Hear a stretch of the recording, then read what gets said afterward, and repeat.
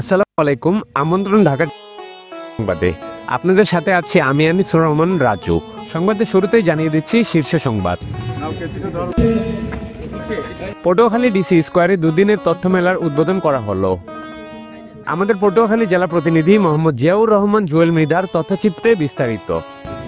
তথ্য অধিকার আইন সম্পর্কে জনসচেতনতার সৃষ্টি এবং সরকারি বেসরকারি প্রতিষ্ঠানে সেবা সম্পর্কে জনসাধারণকে অব্যাহত করার লক্ষ্যে তথ্যের অধিকার, সুশাসনের অঙ্গীকার, তথ্যই শক্তি, দুর্নীতি থেকে মুক্তি এ প্রতিপাদ্য নিয়ে গত বুধবার ও বৃহস্পতিবার 2 দিন ব্যাপী ডিসি স্কোয়ারে তথ্য মেলা 2024 আয়োজন করে জেলা প্রশাসনের সহযোগিতায় সচেতন নাগরিক কমিটি সনাক পটুয়াখালী।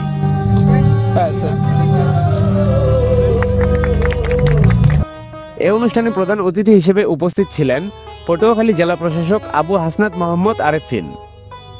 অতিরিক্ত জেলা প্রশাসক সার্বিক যাদব সরকার এর সভাপতিত্বে উদ্বোধনী অনুষ্ঠানে বিশেষ অতিথি হিসেবে আলোচনা করেন police super Mohammad Anwar Zahid, civil surgeon doctor S M. Kabir Hasan, Patuakhali সরকারি কলেজের অধ্যক্ষ প্রফেসর মোহাম্মদ নুরুল আমিন, সরকারি মহিলা কলেজের অধ্যক্ষ প্রফেসর মোহাম্মদ মুদাচ্ছের বিল্লাহ।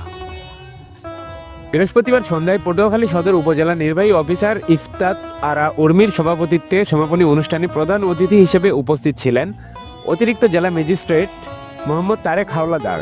বিশেষ অতিথি হিসেবে উপস্থিত ছিলেন জেলা তথ্য উপপরিচালক অনিমেষ কান্তি হাওলাদার, জেলা শিক্ষা অফিসার মোহাম্মদ মুজিবুর রহমান প্রমুখ।